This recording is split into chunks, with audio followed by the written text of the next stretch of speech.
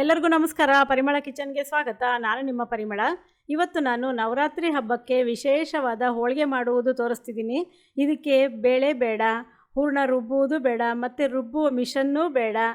ಅತಿ ಸುಲಭವಾಗಿ ಮತ್ತು ರುಚಿಯಾಗಿ ಮಾಡುವುದು ಹೇಗೆ ಅಂತ ತೋರಿಸ್ತೀನಿ. ಏನೇನು ಪದಾರ್ಥ ಬೇಕು ಮತ್ತು ಮಾಡುವ ವಿಧಾನ ನೋಡ್ಕೊಳ್ಳೋಣವಾ? ಮೊದಲಿಗೆ ಒಂದು ಮಿಕ್ಸಿಂಗ್ ಬೌಲಿಗೆ 1 ಬೌಲು ಚಿರೋಟಿ ರವೆ ತೊಗೊಂಡಿದ್ದೀನಿ.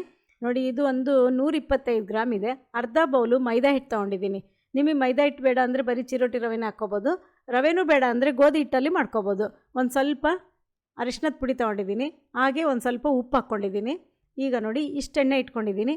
ಒಂದು 2 ಟೀ ಸ್ಪೂನು ಎಣ್ಣೆ ಹಾಕ್ಕೋತೀನಿ. ನೋಡಿ, ಇನ್ನು ಇಷ್ಟು ಉಳಿಸ್ಕೊಂಡಿದ್ದೀನಿ, ಮತ್ತೆ ಹಾಕ್ಕೊಳ್ಳೋಕೆ ಬೇಕಲ್ವಾ? ಈಗ ಇದಿಷ್ಟನ್ನು ಚೆನ್ನಾಗಿ ಕಲಿಸ್ಕೊಳ್ಳೋಣಂತೆ. ನೀರು ಹಾಕೋಕ್ಕೂ ಮುಂಚೆ ಕಲಿಸ್ಕೋಬೇಕು ಹಿಟ್ಟನ್ನು. ಯಾವತ್ತೂ ಕಣ್ಕ ಮಾಡ್ಕೊಳ್ಳೋದಾದರೆ. ಇಲ್ಲಾಂದರೆ ನೋಡಿ, ಅರಿಶಿನ ಎಲ್ಲ ಮಧ್ಯ ಮಧ್ಯೆ ಹಂಗಂಗೆ ಇರುತ್ತೆ, ಚೆನ್ನಾಗಿ ಕೂಡಲ್ಲ. ಈ ಥರ ಕಲಿಸ್ಕೊಳ್ಳೋದ್ರಿಂದ ನೋಡಿ ಎಷ್ಟು ಒಳ್ಳೆ ಕಲರ್ ಬಂದಿದೆ ಅಲ್ವಾ? ಈಗ ಕಲಿಸ್ಕೊಂಡಾಯ್ತು ನೀಟಾಗಿ ಎಲ್ಲನೂ. ಈಗ ಸ್ವಲ್ಪ ನೀರು ಹಾಕ್ಕೊತ ಬರೋಣಂತೆ. ನಾನು ಆ ಬೌಲಲ್ಲಿ 3/4 ಬೌಲ್ ನೀರು ತೊಗೊಂಡಿದ್ದೀನಿ. ಎಷ್ಟು ಇಡಿಸುತ್ತೆ ಅಂತ ನೋಡ್ಕೊಳ್ಳೋಣಂತೆ. ಸ್ವಲ್ಪ ನೀರು ಹಾಕ್ಕೊತ ಕಲಿಸ್ಕೊಳ್ಳಿ, ಒಟ್ಟಿಗೆ ಹಾಕ್ಕೋಬಾರ್ದು. ಒಂದು ಹದಕ್ಕೆ ಕಲಿಸ್ಕೋಬೇಕಾಗತ್ತೆ, ಮೃದುವಾಗಿ ಕಲಿಸ್ಕೋಬೇಕು ಯಾವತ್ತೂ ಹೋಳಿಗೆ ಹಿಟ್ಟು. ಆವಾಗ ಹೋಳಿಗೆ ತುಂಬ ಚೆನ್ನಾಗಿ ಬರುತ್ತೆ. ಈ ಥರನೇ ಕಲಿಸ್ಕೊತ ಇರಬೇಕಾಗತ್ತೆ. ಒಂದು 5ರಿಂದ 6 ನಿಮಿಷ ನೀವು ಚೆನ್ನಾಗಿ ಕಲಿಸ್ಕೊಂಬಿಟ್ರೆ ಹೋಳಿಗೆ ಮುರಿಯತ್ತೆ ಹರಿಯತ್ತೆ ಅನ್ನೋ ಯೋಚನೆಯೇ ಇರಲ್ಲ. ಕಣಕ ತುಂಬ ಇಂಪಾರ್ಟೆಂಟು. ನೋಡಿ, ಇಷ್ಟು ಖಾಲಿ ಆಗಿದೆ, ಅರ್ಧ ಖಾಲಿ ಆಗಿದೆ, ಇನ್ನು ಅರ್ಧ ಹಂಗೆ ಉಳ್ಕೊಂಡಿದೆ. ಈಗ ಕೈಯಲ್ಲಿ ಒಂದು ಸ್ವಲ್ಪ ಚೆನ್ನಾಗಿ ಕಲಿಸ್ಕೊಳ್ಳೋಣಂತೆ. ಈ ಥರ ನೋಡಿ, ಇಷ್ಟು ಜಿಗಿ ಇದೆಯಲ್ವ, ಈ ಥರ ಎಳೆ ಬರ್ತಿರುತ್ತಲ್ವ, ಇದೆಲ್ಲ ಹೋಗಬೇಕು. ಅಲ್ಲಿ ತನಕ ನೀವು ಒಂದು ಸ್ವಲ್ಪ ಬೆರಳಲ್ಲಿ ಕಲಿಸ್ಕೋಬೇಕಾಗತ್ತೆ. ಇನ್ನೂ ಸ್ವಲ್ಪ ಎಣ್ಣೆ ಇದೆಯಲ್ವ, ಅದರಲ್ಲಿ ಒಂದು ಸ್ವಲ್ಪ ನಾನೀಗ ಫಸ್ಟ್ ಮೇಲೆಲ್ಲ ಹಾಕ್ಕೊಂಬಿಟ್ಟು ಈಗ ಎಲ್ಲ ಕಡೆಯೂ ಚೆನ್ನಾಗಿ ಹಚ್ಕೊಂಬಿಟ್ಟು ಒಂದು 2 ಅವರ್ಸು ನೆನೆಯಕ್ಕೆ ಬಿಟ್ಬಿಡೋಣಂತೆ. 2 ಅವರ್ಸ್ ನೆನೆಯೋದ್ರಿಂದ ಹೋಳಿಗೆ ಕಣಕ ಇರುತ್ತಲ್ವ, ತುಂಬ ಸ್ಮೂತಾಗಿ ಚೆನ್ನಾಗಾಗುತ್ತೆ. ಈಗ ಗ್ಯಾಸ್ ಮೇಲೆ ಒಂದು ಸ್ಟೀಲ್ ಬಾಣಲಿ ಇಟ್ಟಿದ್ದೀನಿ. ಅದಕ್ಕೆ ನೋಡಿ, ರವೆ 1 ಬೌಲ್ ತಗೊಂಡಿದ್ದೀನಲ್ವ, 1 ಬೌಲು ಬೆಲ್ಲ ಹಾಕ್ಕೊಂಡಿದ್ದೀನಿ. 3/4 ಬೌಲು ನೀರು ಹಾಕ್ಕೋಬೇಕು. ಇಷ್ಟೇ ಅಳತೆ ಸರಿ ನೋಡ್ಕೊಳ್ಳಿ. ಈಗ ಸಿಮ್ಮಿಗೆ ಇಟ್ಕೊಂಡ್ಬಿಟ್ಟು ಚೆನ್ನಾಗಿ ಬೆಲ್ಲನ ಕರಗಿಸ್ಕೊಳ್ಳೋಣಂತೆ. ಯಾವ ರೀತಿ ಪಾಕ ಬರೋದು ಬೇಡ, ಜಸ್ಟ್ ಬೆಲ್ಲ ನೀರಿನ ಜೊತೆ ಚೆನ್ನಾಗಿ ಕರಗಬೇಕು ಅಷ್ಟೇ. ಈಗ ಕರಗಿದ್ದಾಗಿದೆ ನೋಡ್ತಿದ್ದೀರಲ್ವ, ಇದನ್ನು ಸೋಸ್ಕೊಂಬಿಡೋಣಂತೆ. ಸ್ವಲ್ಪ ಡಸ್ಟು ಏನಾರು ಇದ್ದರೆ ಸೋಸ್ಕೊಳ್ಳೋದ್ರಿಂದ ಒಳ್ಳೆಯದು. ನೋಡಿ, ಅಷ್ಟೇನಿಲ್ಲ ಅಂದರೂ ಸೋಸ್ಕೊಳ್ಳೋದು ಸೇಫ್ ಅಲ್ವಾ? ಈಗ ಮತ್ತೆ ಒಂದು ಗ್ಯಾಸ್ ಮೇಲೆ ಸ್ಟೀಲ್ ಬಾಣಲಿ ಇಟ್ಟಿದ್ದೀನಿ. ಅದಕ್ಕೆ 1 ಬೌಲು ಕಡಲೆಬೇಳೆ ಹಿಟ್ಟು ಹಾಕಿದ್ದೀನಿ. ಈಗ ಬೆಲ್ಲ 1 ಬೌಲ್ ತಗೊಂಡಿದ್ದೀವ, ಕಡಲೆ ಹಿಟ್ಟು 1 ಬೌಲು. ಕಡಲೆ ಹಿಟ್ಟು ಅಂದರೆ ಬೋಂಡ ಎಲ್ಲ ಮಾಡ್ತೀವಲ್ಲ, ಅದೇ ಕಡಲೆ ಹಿಟ್ಟು. ಈಗ ಸಿಮ್ಮಿಗೆ ಇಟ್ಕೊಂಡು ಘಮ ಘಮ ಅನ್ನೋ ತನಕ ಹುರ್ಕೊಳ್ಳೋಣಂತೆ. ತುಪ್ಪ ಎಲ್ಲ ಏನು ಬೇಡ, ಡ್ರೈ ಆಗಿ ಹುರ್ಕೋಬೇಕು. ನೋಡಿ, ಸ್ವಲ್ಪ ನಾನು ಮಧ್ಯೆ ಇಟ್ಟಿದ್ದೀನಿ ನೋಡಿ, ಅದು ಹುರಿದೇ ಇರೋದು, ಬಾಣಲಿಲಿರೋದು ಹುರಿದಿರೋದು. ಸ್ವಲ್ಪ ಕಲರ್ ಚೇಂಜ್ ಆಗಿದೆ, ಪರಿಮಳ ಬರ್ತಾ ಇರುತ್ತೆ ಮನೆ ತುಂಬ. ಆವಾಗ ನೀವು ಗ್ಯಾಸ್ ಆಫ್ ಮಾಡ್ಕೊಂಬಿಟ್ಟು ಒಂದು ಪಾತ್ರೆಗೆ ತಟ್ಟೆಗೆ ಹಾಕ್ಕೊಂಡು ತಣ್ಣಗೆ ಹಾಕಿ ಬಿಟ್ಬಿಡೋಣಂತೆ. ಈಗ ಇದು ಬೆಲ್ಲ ಸೋಸಿರೋದಿದೆಯಲ್ಲ, ಬೆಲ್ಲದ ನೀರು, ಅದು ತಣ್ಣಗಾಗಿದೆ. ಮತ್ತು ಒಂದು ಗ್ಯಾಸ್ ಮೇಲೆ ಬಾಣಲಿ ಇಟ್ಟಿದ್ದೀನಿ. ಅದಕ್ಕೆ ಹಿಟ್ಟು ಹುರಿದಿರೋದಿದೆಯಲ್ವ, ಕಡಲೆಬೇಳೆ ಹಿಟ್ಟು, ಅದನ್ನೆಲ್ಲ ಹಾಕಿ ಚೆನ್ನಾಗಿ ಕೈ ಆಡ್ಕೊಳ್ಳೋಣಂತೆ. ಆದರೆ ಗ್ಯಾಸ್ ಸ್ಟವ್ ಆನ್ ಮಾಡೋದು ಬೇಡ. ಚೆನ್ನಾಗೆಲ್ಲ ಕಲಿಸ್ಕೊಂಡ್ಮೇಲೆ ಗ್ಯಾಸ್ ಸ್ಟವ್ ಆನ್ ಮಾಡಬೇಕಿಲ್ಲ ಅಂದರೆ ಗಂಟು ಆಗ್ಬಿಡುತ್ತೆ. ಸ್ವಲ್ಪ ಹಾಕ್ಕೊತ ಬೆಲ್ಲದ ನೀರು ಜೊತೆಗೆ ಚೆನ್ನಾಗಿ ಬೆರಿಬೇಕು ಕಡಲೆಬೇಳೆ ಹಿಟ್ಟು. ನೋಡಿ, ಎಲ್ಲ ಹಾಕ್ಕೊಂಡಾಯ್ತು. ಸ್ವಲ್ಪ ಹಾಕ್ಕೊತ ನಾನು ಕಲಿಸ್ಕೊತ ಇದ್ದೀನಿ. ನಿಮಗೆ ತೋರಿಸ್ತೀನಿ ನೋಡಿ ಯಾವ ಥರ ಹದ ಬರುತ್ತೆ ಅಂತಂದು.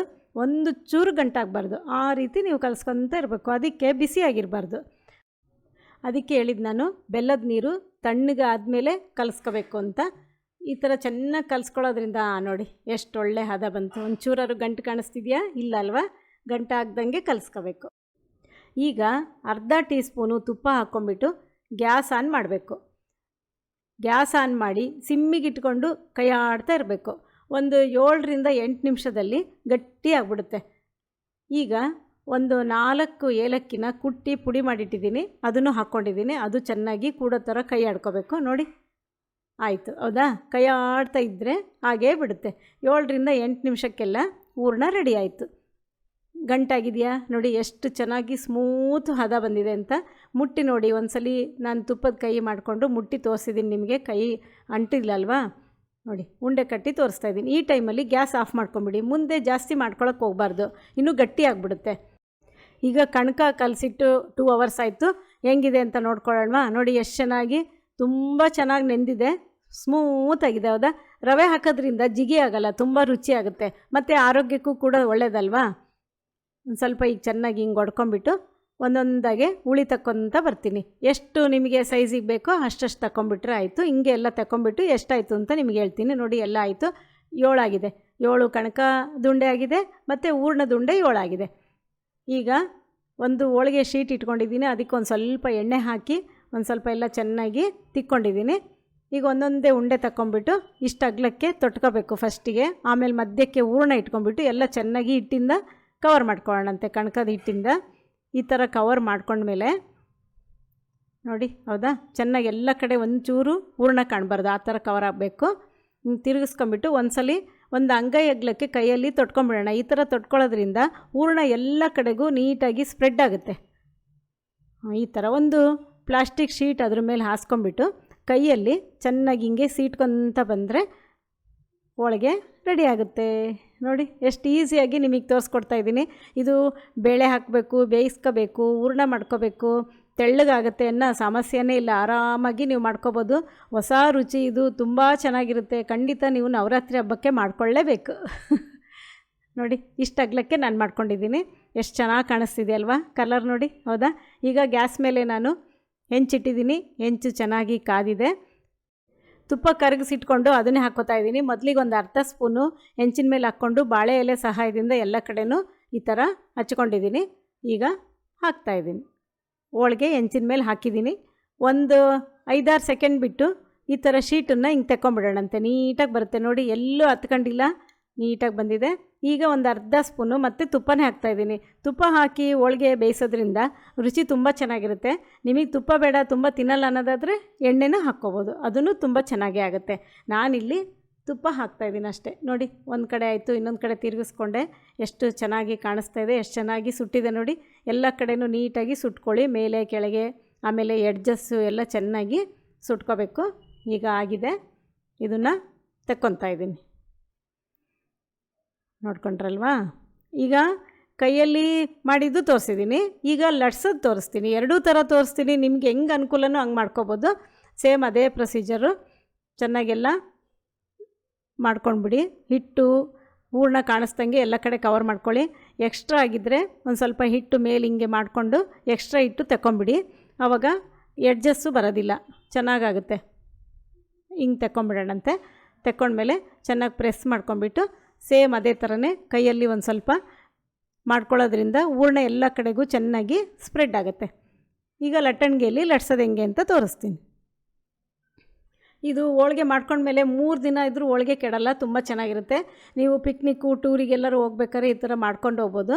ಮತ್ತು ಮಾಡೋದು ತುಂಬ ಸುಲಭ. ಹದ ಕೆಡುತ್ತೆ ಮಾಡುತ್ತೆ ಅನ್ನೋದು ಏನೂ ಡೌಟ್ ಪಡಬೇಡಿ, ತುಂಬಾ ಚೆನ್ನಾಗಿರುತ್ತೆ. ಈಗ ಆಯಿತು ನೋಡಿ, ಲಟ್ಸಿದ್ದನ್ನು ಸುತ್ತ ಹೆಂಚಿನ ಮೇಲೆ ಹಾಕ್ಕೊಂಡಿದ್ದೀನಿ. ಸೇಮ್ ಹೆಂಚಿಗೆ ಒಂದು ಸ್ವಲ್ಪ ತುಪ್ಪ ಹಚ್ಚಿ ಅದ್ರ ಮೇಲೆ ಈಗ ಹೋಳಿಗೆ ಹಾಕ್ಕೊಂಡಿದ್ದೀನಿ. ಶೀಟ್ ತೆಗೆದಿದ್ದೀನಿ. ಒಂದು ಸ್ವಲ್ಪ ತುಪ್ಪ ಹಾಕ್ಕೋತಾ ಇದ್ದೀನಿ. ನಾನು ತುಪ್ಪ ಕರಗಿಸೇ ಇಟ್ಕೊಂಡಿದ್ದೆ. ಗಟ್ಟಿ ತುಪ್ಪ ಹಾಕೋಕ್ಕಿಂತ ಕರಗಿಸಿ ತುಪ್ಪ ಹಾಕಿದರೆ ಚೆನ್ನಾಗಿ ಎಲ್ಲ ಕಡೆಯೂ ಸ್ಪ್ರೆಡ್ ಆಗುತ್ತೆ ಅಂತ ತಿರುಗಿಸಿ ಹಾಕ್ಕೊಂಡಿದ್ದೀನಿ. ನೋಡಿ, ಎರಡೂ ಕಡೆ ಚೆನ್ನಾಗಿ ಬೆಂದಿದೆ. ಅದು ಸುತ್ತ ತೆಗಿತಾ ಇದ್ದೀನಿ. ಹೂರ್ಣ ಏನಾದ್ರು ಗಟ್ಟಿ ಆದರೆ ಎದುರ ಅವಶ್ಯಕತೆ ಇಲ್ಲ. ಅದೇ ಬಾಣಲಿಗೆ ಒಂದು ಅರ್ಧ ಲೋಟ ನೀರು ಹಾಕ್ಕೊಂಬಿಟ್ಟು ಸಣ್ಣಕ್ಕೆ ಉರಿ ಇಟ್ಕೊಂಡ್ಬಿಟ್ಟು ಚೆನ್ನಾಗಿ ಕೈ ಆಡಿ ತಣ್ಣಗಾದ್ಮೇಲೆ ಹೋಳಿಗೆ ಮಾಡ್ಕೋಬೋದು. ಈಗ ನಾನು ಹೋಳಿಗೆ ಕಟ್ ಮಾಡೋದು ತೋರಿಸ್ತಾ ಇದ್ದೀನಿ. ನೋಡಿ, ಎಷ್ಟು ಸೂಪರಾಗಿದೆ ಅಂತಂದರೆ ನೋಡಿ, ಹೌದಾ? ಒಳಗಡೆ ಹೂರ್ಣ ಇರುತ್ತಲ್ವ, ಚೆನ್ನಾಗಿ ಮೆಲ್ಟ್ ಆಗಿರುತ್ತೆ. ನೋಡಿ, ಎಷ್ಟು ಜ್ಯೂಸಿ ಇರುತ್ತೆ ಗೊತ್ತಾ ತಿನ್ನೋದಕ್ಕೆ. ನೀವು ಒಂದು ಹೋಳಿಗೆ ತಿಂದರೆ ತಿಂದಂಗೆ ಅನಿಸಲ್ಲ, ಅಷ್ಟು ಚೆನ್ನಾಗಿರುತ್ತೆ. ಈ ಹೋಳಿಗೆ 3 ದಿನ ಇಟ್ಟು ಸ್ಮೂತಾಗಿ ಚೆನ್ನಾಗಿರುತ್ತೆ, ಗಟ್ಟಿ ಆಗೋದೇ ಇಲ್ಲ, ಅಷ್ಟು ರುಚಿಯಾಗಿರುತ್ತೆ. ನೀವು ಒಂದ್ಸಲಿ ಮಾಡಿಕೊಂಡು ನನಗೆ ಕಾಮೆಂಟ್ ಮೂಲಕ ನಿಮ್ಮ ಅನಿಸಿಕೆಗಳನ್ನು ಹೇಳೋದು ಮರಿಬಾರ್ದು. ನಿಮಗೆ ಈ ಹೋಳಿಗೆ ಮಾಡುವುದು ಇಷ್ಟ ಆಗಿದ್ದರೆ ಒಂದು ಲೈಕ್ ಕೊಡಿ, ಶೇರ್ ಮಾಡಿ ಹಾಗೂ ಸಬ್ಸ್ಕ್ರೈಬ್ ಆಗುವುದು ಮರಿಲೇಬೇಡಿ. ಎಲ್ಲರಿಗೂ ಧನ್ಯವಾದಗಳು.